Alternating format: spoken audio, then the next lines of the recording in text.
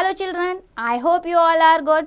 Today we are going to discuss the other topic of SST, that is new political formations in the 18th century.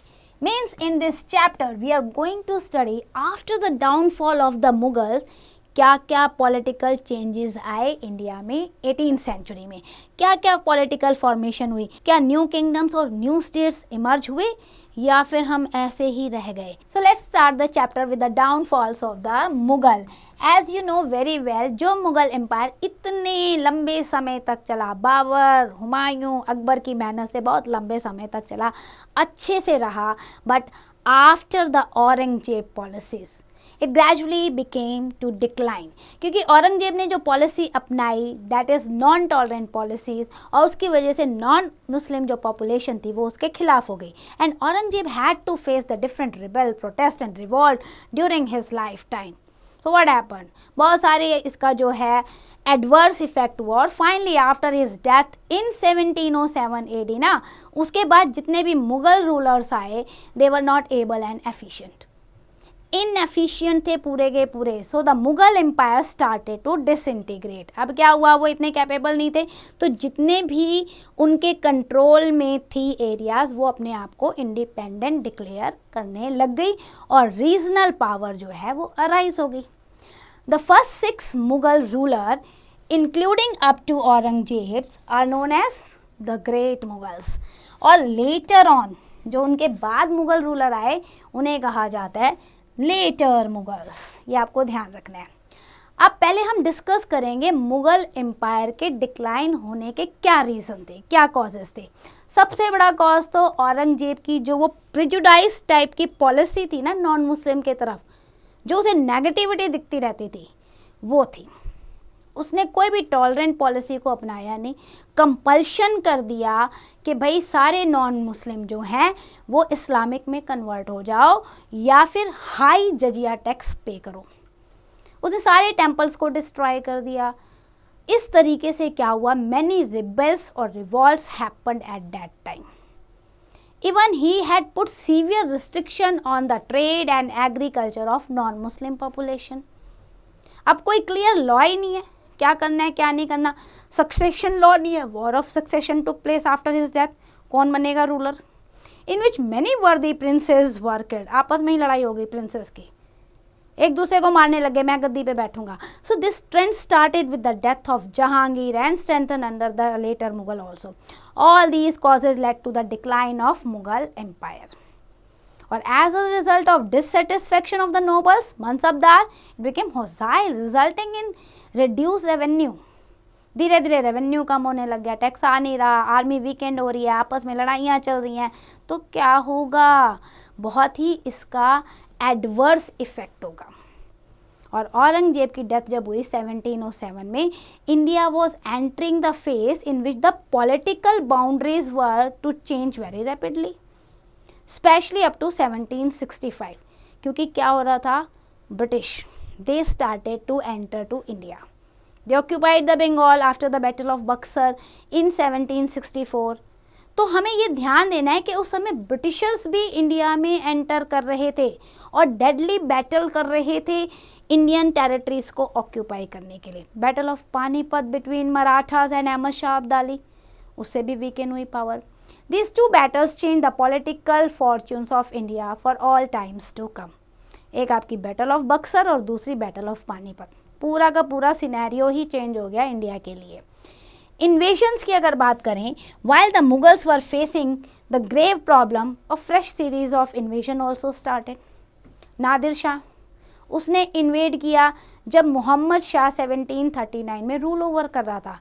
और क्या किया उसने, पूरे India की wealth को लूट के चला गया, इवन इंक्लूडिंग द कोहिनूर और पिकॉक थ्रोन ऑफ शाहजहां, उसको भी वो लूट कर ले गया. Then he looted the nobles and merchant pitilessly and left behind him a penurious region. मतलब बिल्कुल गरीबी छोड़ गया, इनको बुरे हाल में छोड़ गया, हेल्पलेसनेस में छोड़ गया, क्योंकि उसने सारा लूटपाट कर दिया था. उसके बाद फिर एक रेड हुई, वही रेड थोड़ी ना थी कम. Ahmad Shah Abdali, the ruler of Afghanistan, he invaded number of times. He invaded 5 times from 748 to 761, 5 बार वो आया इंडिया में इंडिया की वेल्थ को लूटने के लिए। In 1757 he raided right up to Delhi, Delhi तक सारा ही प्लंडर कर दिया उसने। अब क्या था, जो लेटर मुगल से बिल्कुल हेल्पलेस हो गए। अब यहाँ पर ये हुआ कि with the help of Marathas which resulted the third battle of Panipat in 1761, इन्होंने सोचा कर लेते हैं लड़ाई, but in the Afghans defeated the Marathas. अब ये तो बैटल ऑफ पानीपत जो हुई थर्ड, इसमें मराठास की हार हो गई and this resulted in decline of the Marathas power also. Mughal तो टेरिबल कंडीशन में आ गए, मराठास की भी पावर वीकेंड हो गई। So back to back invasion, back to back battles जो थी वो मुगल्स को बिल्कुल ख़त्म करने के कगार पर ले आई। कोहिनूर की हमने बात की थी। Kohinoor is the precious diamond बेटा, it is now in the possession of the British, ले गए अब इसे। The peacock throne was the magnificent throne studded by the precious gems on which the Jahangir sat in his court. तो ये भी लूट के ले गया था नादिर शाह। अब आते हैं हम न्यू पॉलिटिकल फॉर्मेशन पे। So from the beginning of 18th century बहुत सारे इंडिपेंडेंट रीजनल पॉलिटिकल फॉर्मेशन आ गई, छोटे छोटे छोटे किंगडम बनने शुरू हो गए। These can be grouped into 3 classes. Number 1, the state that were part of Mughal Empire. भाई पहले तो वो मुगल एम्पायर का पार्ट थे, ठीक है। जब मुगल एम्पायर जो है वो डिक्लाइन होना शुरू हुआ तो इन्होंने अपने आप को इंडिपेंडेंट डिक्लेयर कर दिया। अवध, बिहार, हैदराबाद ऐसे ही थे। An important feature of this state was that they downgraded the zamindari system, जो कि मुगल्स ने चलाया था, इन्फोर्स किया हुआ था डायरेक्टली कंट्रोल, इसको इन्होंने ख़त्म कर दिया। अब दूसरे स्टेट कौन से थे, that had enjoyed considerably autonomy right since the beginning, जो शुरू से ही इंडिपेंडेंट थे, like Rajputs who asserted their independence in 18th century. अब try to expand their territories, already ये इंडिपेंडेंट थे, अब दिखा के मुगल वीक हो रहे हैं तो चलो भैया अपनी टेरिटरी बढ़ा लो, बैटल कर लो, वॉर कर लो। तो ये वो स्टेट थे। थर्ड स्टेट्स जो थे that gained independence after the struggle with the Mughal, ये वो थे जिनकी मुगल के साथ क्लैशिंग हुई, लड़ाई हुई और जिसमें वो जीते और अपने आप को उन्होंने इंडिपेंडेंट डिक्लेयर किया, लाइक मराठास, जाट, सिख, ये वो रूलर थे। तो 3 टाइप के स्टेट्स बने। सबसे पहले हम बात करेंगे अवध की। अवध क्या था, मुगल टेरिटरी का पार्ट था पहले। When it's governor found the declining, उन्हें लगा भैया मुगल रूल तो अब डिक्लाइन होता जा रहा है, this is the correct time to act as an good independent state, और उन्होंने डिक्लेयर कर दिया। अब इनका जो नोबल था उस समय, that was the Saadat Khan, he was appointed as a governor during the Mughal time. लेकिन जब मुगल डिक्लाइन होने लगे तो सादत खान ने कह दिया अवध मेरा है, बिल्कुल मेरा है, जबकि उस समय इनको हाई मनसबदारी रैंक मिला हुआ था। इनके पास कितने जाट थे, 6000। उसके बावजूद जब इन्हें मौका मिला तो इन्होंने अपने आप को इंडिपेंडेंट डिक्लेयर किया, और इंडिपेंडेंट डिक्लेयर करने के बाद इन्होंने अवध की प्रोग्रेस के लिए बहुत काम किया, पीजेंट्स की कंडीशन को इम्प्रूव किया and support them working independently of the Mughal. He looked after well being of the people, तो लोगों के बीच में वो पहले से ही पॉपुलर थे। His successor was his nephew that is known as Safdarjung, उनके बाद सफदरजंग उनके भतीजे बैठे गद्दी पे, who brought the glory of Awadh and made the capital city Lucknow a centre of art and culture. So उनके टाइम पे अवध बहुत तेजी से आगे बढ़ा। अब चलते हैं हम बंगाल पे। ये भी एक अनदर स्टेट था which did not break away from the Mughal formally but grabbed much practical independence, जब मुगल एम्पायर डिक्लाइन हो रहा था। अब गवर्नर ऑफ बंगाल जो थे वो थे मुर्शिद कुली खान। मुर्शिद कुली खान को लगा मेरे लिए भी ये सही टाइम है, declare the Bengal under me, तो उन्होंने डिक्लेयर कर दिया इंडिपेंडेंसी ऑफ बंगाल कि अब नहीं है मुगल के अंडर, हम इंडिपेंडेंट हैं। 1717 में उन्होंने ऐसा किया। He was also a mansabdar who was having the Jat of 7000, उनका भी रैंक अच्छा था, इतने सारे उनके पास भी मिलिट्री थी, इसलिए जब मुगल एम्पायर डिक्लाइन होने लग गया तो उन्हें मौका मिल गया अपने आप को इंडिपेंडेंट डिक्लेयर करने का। He was efficient administrator, revenue problem को उन्होंने टैकल आउट किया। फिर उसके बाद उनके जो सक्सेसर आए मुर्शिद कुली खान के, that was the Shujauddin, Ali वर्दी खान एंड देन सिराजुद्दौला। बहुत एफिशिएंट रूलर थे, अच्छे से बंगाल को इन्होंने चलाया, बंगाल को इम्प्रूव किया, डेवलपमेंट किया हर फील्ड में, चाहे एग्रीकल्चर हो, चाहे ट्रेड हो, आपका हर चीज़ में इन्होंने बंगाल को प्रोग्रेस किया। आर्मी भी अच्छे से डेवलप की। When they came into the conflict with the English, तब गड़बड़ हो गई, इंग्लिश के साथ इनकी लड़ाई हो गई, बैटल ऑफ प्लासी हुई जिसमें सिराजुद्दौला जी की हार हुई, और then Bengal diwani came under the control of Britishers. अब चलते हैं हम हैदराबाद पे।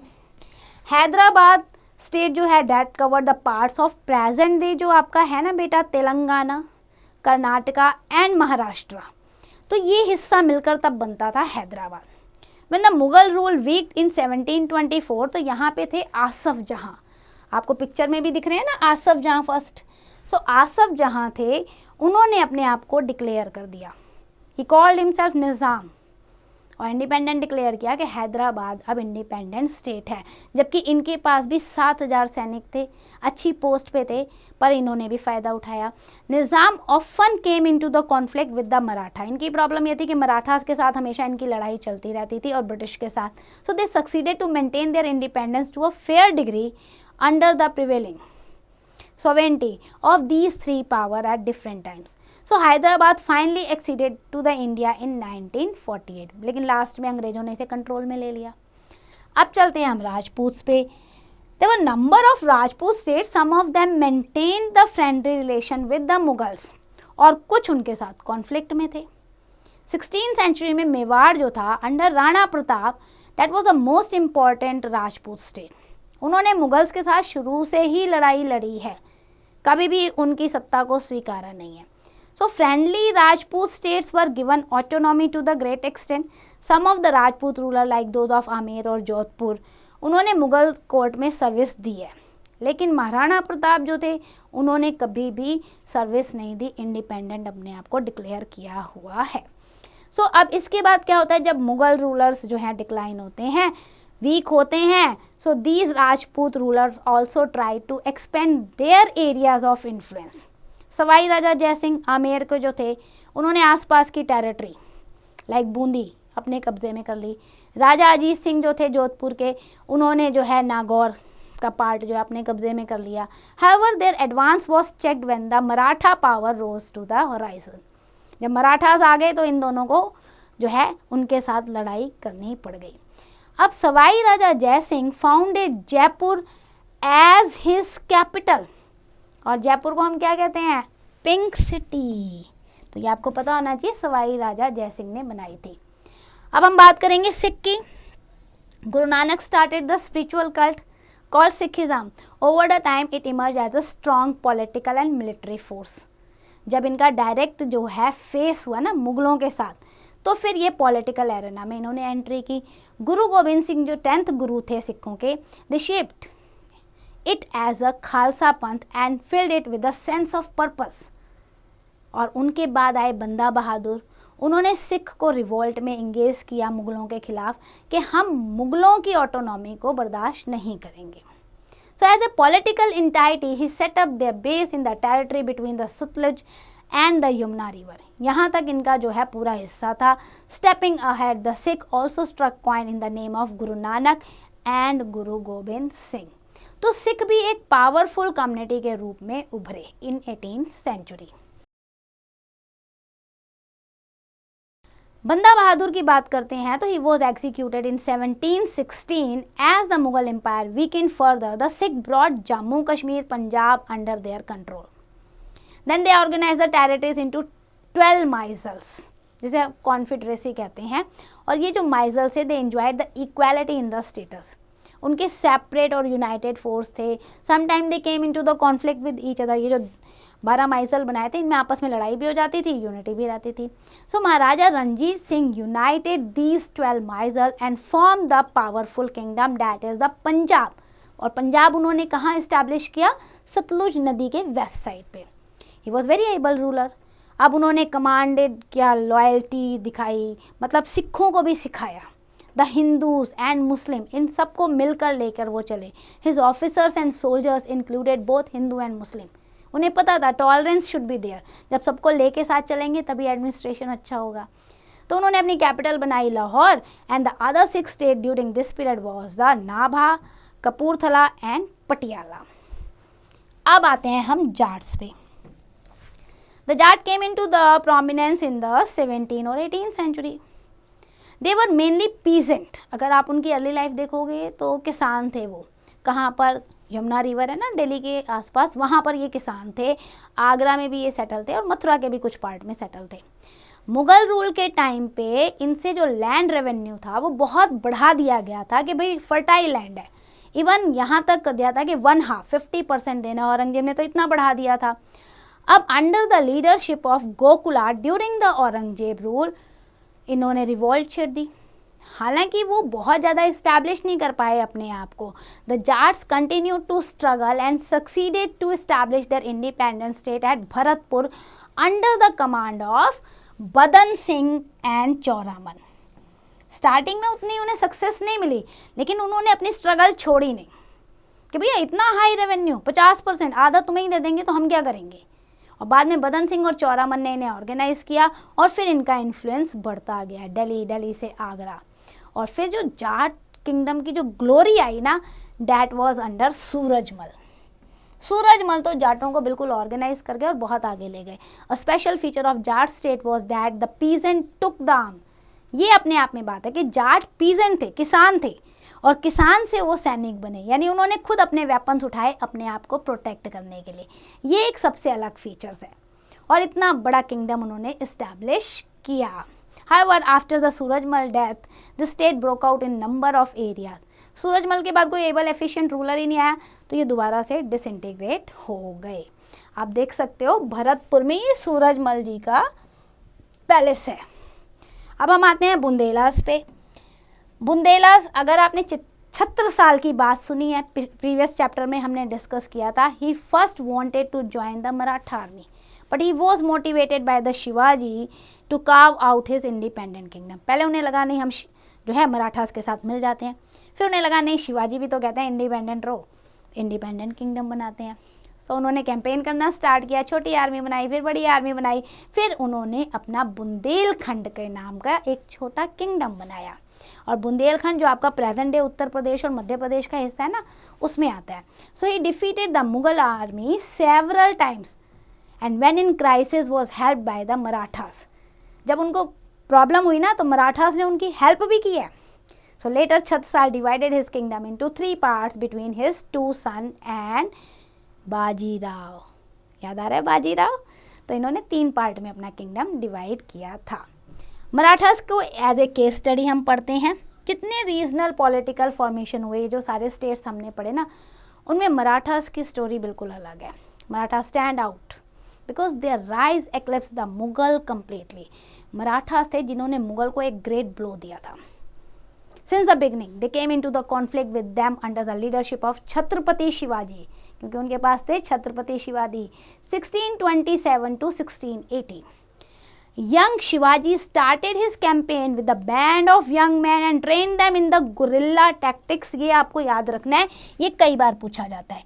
शिवाजी ने गुरिल्ला टैक्टिक्स सिखाई थी अपने सिपाहियों को। गुरिल्ला टैक्टिक्स क्या होती है? जैसे बंदर और गुरिल्ला मंकी होते हैं ना, कैसे करते हैं, एक पेड़ से दूसरे पेड़, एक जगह से दूसरी जगह जंप मार लेते हैं, वो वॉरफेयर उन्होंने सिखाया था।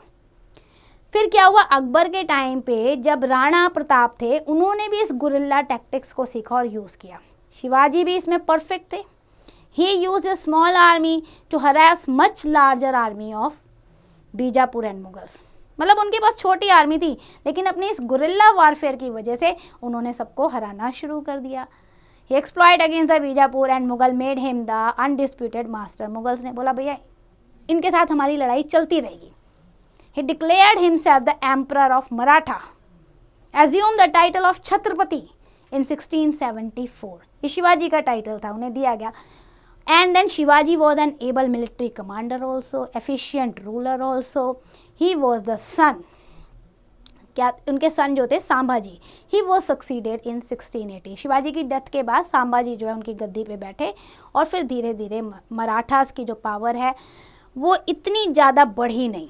उनके बाद वीक रूलर आए और पावर चलेगी पेशवास के हाथों में। अब आप ये मैप देखो, इस मैप से आपको पता चलेगा कि यहाँ राजपुतानास थे, ये मराठास का एरिया है, आपका ये सिंध एरिया है। So these were the regional power. Peshwas की अगर हम बात करें तो पेशवास वर द चित्पवन ब्राह्मण। चित्पवन ब्राह्मण थे ये बेटा, and they assisted in the expansion of Maratha state. तो इन्होंने बहुत साथ दिया था मराठाओं का। तो हुआ क्या, धीरे धीरे द लेटर मराठा रूलर्स जो थे वो वीक हुए, तो they concentrated all power in their hand, कि भैया हमने मराठाओं को सपोर्ट किया था, असिस्ट किया था, अब ये अच्छे रूलर नहीं है तो पावर हम अपने हाथ में लेते हैं। तो these were the Peshwas. Went on the rule until 1761। They set up their capital eight Poona, जिसे हम पुणे कहते हैं आजकल। इसमें जो बालाजी आपके थे ना, Balaji Vishwanath, he was the first Peshwa and succeeding पेशवाज were Bajirao one. फिर आपका Balaji Bajirao. It was Bajirao one who is credited the expansion of Maratha kingdom across the India. Bajirao one को कहा जाता है, इन्होंने सबसे ज़्यादा पेशवास को आगे बढ़ाया था। They were very clever rulers and strategic. बहुत प्यारी इनकी स्ट्रैटेजी होती थी लोगों को हराने की, दूसरी आर्मी को हराने की। An army can not fight in the absence of supplies, they often raided other cities. उनका ये दिमाग चलता था, देखो सोर्स ऑफ रेवेन्यू बहुत कम है, आर्मी लड़ नहीं सकती अगर आर्मी के पास वेपन नहीं है, तो ये क्या करते थे, दूसरी आर्मी को कंफ्यूज करके उनकी आर्मी पे रेड मारते थे और उनके वेपन्स लूट के अपनी आर्मी को देते थे। तो सप्लाई जो है वेपन्स की कभी रुकी नहीं, क्योंकि इन्होंने रेड मारनी ही मारनी है। By 1761, the Peshwas brought under their control a large part of India। एक समय ऐसा लगा कि भाई पेशवाओं का ही राज्य है पूरे भारत में। बिहार, उड़ीसा, गुजरात, दिल्ली, पार्ट्स ऑफ राजस्थान, पंजाब इनके कंट्रोल में आ गया था। They capture territories from Mysore to Hyderabad also. They charge sardeshmukhi tax from the ruler in Rajasthan, and thus despite the Mughal rule, the Marathas became the most dominant power in India। सोचो, इन सबको इन्होंने अपने कॉन्क्वेट भी किया और टैक्स भी लगाया, और टैक्स का नाम था सरदेश मुखी। 1/10 होता था, जितना भी प्रोड्यूस होता था ना उसका 1/10 प्रोडक्शन इनको मराठों को देना पड़ता था। इसके बाद मराठा की पावर जो है बढ़ती गई, but many ruler across the India so they turn against them. उन्हें ये लगा कि भाई नहीं, ये तो कभी अपनी पावर जो है सेंट्रलाइज कर दें, हमें कुछ ना समझें, तो धीरे धीरे कुछ रूलर्स इनके अगेंस्ट होने लग गए। When they brought the Punjab under their control from Ahmad Shah Abdali's son, they had to fight a final battle, the third battle of Panipat in 1761, as they could get no support। अब क्या हुआ था, इस time पे अलग अलग राजाओं ने इनका साथ नहीं दिया, तो यहाँ पर इनकी हार हो गई और मराठा एम्पायर जो है 5 स्मॉल किंगडम्स में बट गया। एडमिनिस्ट्रेशन की बात करें तो Maratha conducted numerous military campaign. Administration इनका अच्छा था, एफिशिएंट था। रूलर जो थे हेड होते थे एडमिनिस्ट्रेशन के, उनके पास पावर सबसे ज़्यादा होती थी। He was advise by the अष्ट प्रधान। 8 मिनिस्टर होते थे, काउंसिल ऑफ 8 मिनिस्टर, जिन्हें अष्ट प्रधान कहा जाता था, वो राजा को जो है असिस्ट करते थे। अदर इम्पॉर्टेंट मिनिस्टर अगर देखें तो उसमें पेशवा होते थे, सेनापति होते थे, पंडित राव होते थे, तो ये भी ऑफिशियल होते थे। And then other ministers, officers, soldiers were also appointed but on the merit base, and according to that salary they were provided. Then territories जो थी उसको प्रांत में डिवाइड कर रखा था, यानी कि स्टेट्स। फिर प्रांत को परगनाज में डिवाइड कर रखा था, यानी कि डिस्ट्रिक्ट एंड विलेजेस। पटेल जो होते थे वो विलेज हेडमैन होते थे, जैसे सरपंच होते हैं ना आजकल, उस समय विलेज के हेडमैन जो है पटेल होते थे मराठाओं में। The ruler delegated power to the Maratha chief for administration, maintenance of army, development of important chief etcetera. बहुत सारे काम करने पड़ते थे ना, तो उसके लिए तो भाई उन्हें चाहिए पावर भी और सोर्स ऑफ रेवेन्यू भी। अब चलते हैं हम आर्मी की तरफ। 3 मेन पार्ट्स होते थे मराठा आर्मी के। एक होती थी आर्टिलरी, एक कैवलरी और तीसरी इन्फेंट्री। ये 3 पार्ट हैं। And they also had a small navy. अब they paid attention towards the advancement of the tactics. तो इन्होंने क्या किया, बहुत सारे फोर्ट्स बनाए which were well fortified. Shivaji had over 250 forts under his control. 250 किले और पूरी किलाबंदी। They paid the attention to the training of troops, well equipment etcetera. भाई कभी भी इन्हें कमी ना पड़े औजारों की, इसका ध्यान दिया जाता था। इंपॉर्टेंट फीचर अगर देखें मराठा आर्मी का, it moved light and quick in contrast to the Mughal और Bijapur army which carried the large and heavy equipments इनके। और सबसे ज़्यादा क्या, वो अपनी फैमिलीज़ को भी साथ लेके चलते थे, डांसर्स को भी साथ लेके चलते थे, लग्जूरियस टेंट को भी साथ लेके चलते थे। लेकिन मराठास बिल्कुल जो जितनों की ज़रूरत है उतने सोल्जर्स और लाइट इक्विपमेंट लेके चलते थे, फैमिली मेम्बर्स को नहीं लेके जाते थे युद्ध भूमि में। तो इस तरीके से इनकी क्वालिटी उनसे अलग हो जाती थी। The red on the enemy can be compared with the surgical strike that the Indian army conducted in the Pakistan. Recently in 2016 में की थी ना हमने सर्जिकल स्ट्राइक, बस ऐसे ही इनकी रेड होती थी दूसरी आर्मी पे। ट्रेड एंड एग्रीकल्चर की बात करें तो देवर अवेयर, जितना ज़्यादा ट्रेड और एग्रीकल्चर फ्लोरिश होएगा उतना ही सोर्स ऑफ रेवेन्यू आएगा, इसलिए इन्होंने इस पे भी बहुत ज़्यादा काम किया है। Revenue an important feature of Maratha administration was it revenue system. जैसे जैसे टेरिटरी बढ़ती जा रही थी वो उसे सिक्योर करते थे और उन्हें चाहिए था रेवेन्यू।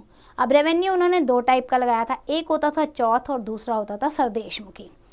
चौथ जो होता था, जितना भी प्रोड्यूस हो रहा है ना, जो टेरिटरी डायरेक्टली उन्हीं के कंट्रोल में, उन्हीं की टेरिटरी है, उस पर वो लगाते थे चौथ, यानी कि 1/4 from the people outside the territory not under their direct control on the promise. तो वहाँ लगता था ये टैक्स। देन सरदेशमुखी जो होता था, charge from the other rulers on the promise of their protection, यानी कि जिस एरिया को इन्होंने हरा दिया उस एरिया के लोगों से लेते थे 1/4, जिसे कहता है चौथ टैक्स। और सरदेशमुखी, जिन राजाओं को इन्होंने हराया था उनको बोलते थे कि 1/10 आपको हमें देना है एज ए टैक्स। तो ये रेवेन्यू सिस्टम इन्होंने चलाया। Now we are going to discuss the important fact of the chapter. हमने क्या डिस्कस किया बेटा? The downfall of Mughal came about due to the inefficiency, religious discrimination, war of succession and invasion. इस वजह से downfall हुआ। फिर हमने ये डिस्कस किया इंडिपेंडेंट पॉलिटिकल फॉर्मेशन हुआ 18th सेंचुरी में, जिसमें अवध, बंगाल, हैदराबाद जो है अर्ली मुगल प्रोविंसेस थे जो इंडिपेंडेंट डिक्लेयर किया जिन्होंने। देन राजपूत्स वर ऑटोनॉमस अर्लियर, और बाद में इन्होंने अपने आप को मोर इंडिपेंडेंट किया। Sikh rose to the prominence with the organisation of Punjab into 12 misls, जिसे महाराजा रणजीत सिंह ने यूनाइट किया था। उसके बाद हमने बात की जाट्स की, जिन्होंने भरतपुर में अपना स्टेट इस्टेब्लिश किया था। देन बुंदेलास, जिन्होंने बुंदेलखंड इस्टेब्लिश किया। और हमने केस स्टडी पढ़ी मराठास की, जो एक बहुत बड़े किंगडम के रूप में उभरे under the influence of the Shivaji and Peshwa. So that's end for the chapter. I hope you understand. Now it's your turn. Do the exercise carefully.